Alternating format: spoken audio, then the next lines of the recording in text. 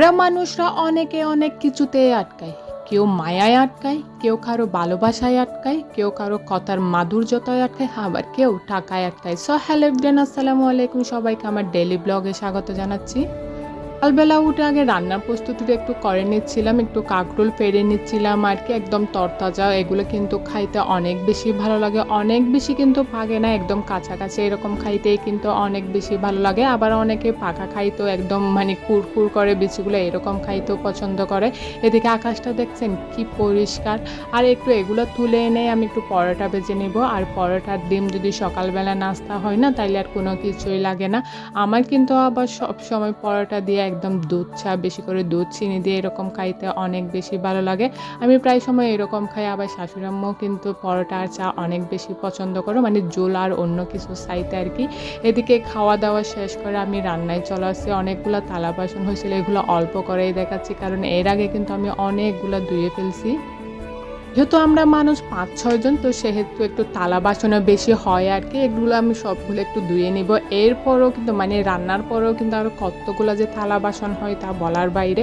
আমরা যারা গৃহিণী তারা জানি একটু করে কিছু খাইলে অনেক বেশি থালা বাসন হয়ে যায়। প্রথমে একবার হবে, তারপর আবার রান্নার পরে একবার হবে, মানে একবার এক এক রকম থালা বাসন হতেই থাকে আর কি। সবগুলো আমি আগে সাবান এবং পাউডার দিয়ে ভালো মতো মেজে রেখে দিয়েছিলাম, তারপর একটু ধুয়ে নিচ্ছিলাম অল্প অল্প করে পানি দিয়েই। এইসব ভিডিও খুবই কম করি, কারণ একটু অন্ধকার টাইপের হয়, মানে একটু এইটা সিঙ্ক যে জায়গায় আছে ওদিকে একটু লাইট নাই, মানে ডাইনিং টেবিল যেদিকে আছে ওদিকে, যেদিকে ভাত খাই ওদিকে একটু আসার কি, এদিকে ধুয়ে আমি সবগুলাই রেখে দিচ্ছি আর কি। এটা র্যাকটা কিন্তু অনেক বছর আগে, বলতে পারে আমার বিয়ের আগে শাশুড়ি আম্মু, একটু পুরাতন হয়ে গেছে, সবাই ইগনোর করবেন। থালা বাসন ধুয়ে রেখে আমি আবার রান্নার প্রস্তুতি নিয়ে নিচ্ছি, একটু চালগুলো ধুয়ে নিচ্ছি আর কি। ভালো মতো সবগুলো আগে ধুয়ে রেডি করে নিব, তারপরে কিন্তু রান্নায় যাব।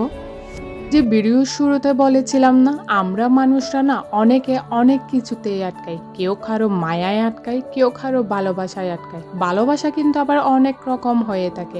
একটা বিষয় কি জানেন, আমরা যখন কথা বলি না, আমাদের কথার ধরন, কথার মাধুর্য এবং আমাদের বিহেভিয়ারে না আমরা মানুষের মধ্যে আটকাই যাই। এই যে ধরেন, আমরা যখন কারোর সাথে কথা বলি এবং ভালো ব্যবহার করি না, ওই মানুষটার মুখের হাসিটাই বলে তা আমার ব্যবহারটা কেমন। আর আমি যদি রুডলি বিহেভ করি, আমার কথার ধারণ যদি অনেক বেশি তিক্ত হয়, তাহলে ওই মানুষের হাসি এবং মুখের এক্সপ্রেশনে বলে দেয় আমার কথার ধরন কেমন এবং আমি মানুষ হিসাবে কেমন।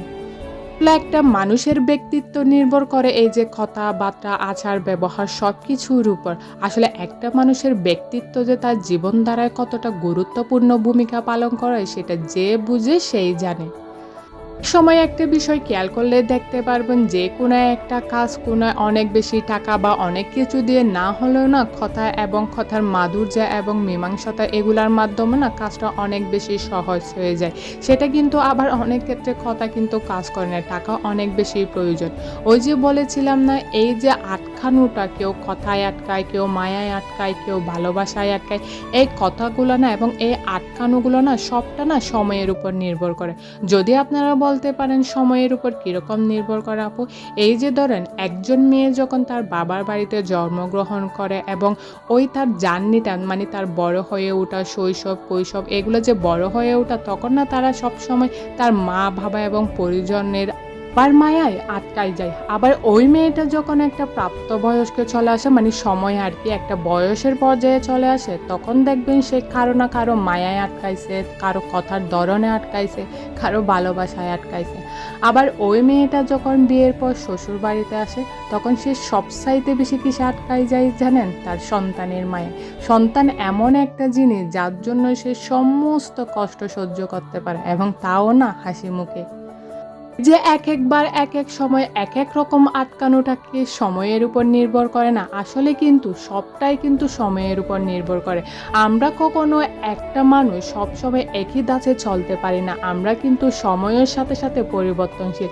সেটা বলেন খারাপভাবে বলেন বা ভালোভাবেই বলেন, আমি বা আপনি আজ পর্যন্ত এরকম কখনোই হয় নাই আমরা সময়ের সাথে সাথে, আমাদের বয়সের সাথে সাথে পরিবর্তন হই নাই। আমরা আমাদের পারিপার্শ্বিক এবং আমাদের সময় এবং আমাদের জীবন ধারার জন্য না কেউ না কেউ কোনো না কোনোভাবে পরিবর্তন হয়েই থাকি। এই সময়ের ধারাবাহিকতায় একেকজন একেক কিছুতে আটকায় না। অনেকেই বলে না টাকায় আটকায়। আসলেই না, মানুষ টাকায় আটকায়। কেন জানেন? কারণ তার প্রয়োজনের ভেতর আছে এটার জন্য। টাকা এরকম কোনো জিনিস নয় যে এটা প্রয়োজন নয় বা তার জীবনধারার কাজে লাগে না। টাকা আমাদের দুনিয়াতে না সবচাইতে ইম্পর্টেন্ট জিনিস বলেন।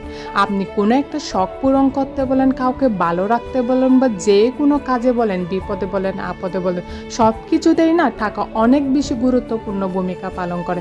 তাহলে আপনি কিভাবে বলতে পারবেন না যে মানুষ টাকায় আটকায় না?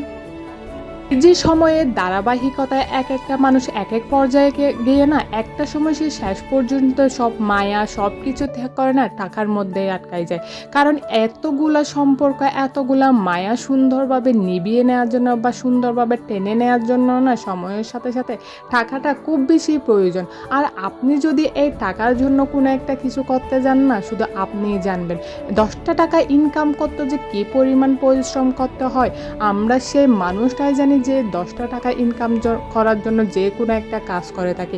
এই যে আমরা বলি না এক একজনের পেশা নিয়ে হাই হুতাশ করি না বা হিংসা করি না, আসলে একটা কথা কি জানেন, যে 10টা টাকা ইনকাম করে না শুধুমাত্র সে জানে পরিশ্রম কতটা ভয়ঙ্কর এবং কতটা যন্ত্রণাদায়ক।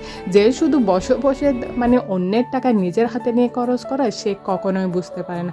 আসলে সময়ের ব্যবধানে সবাই পাল্টায়, সব কিছুতে আটকায়। আসসালামু আলাইকুম।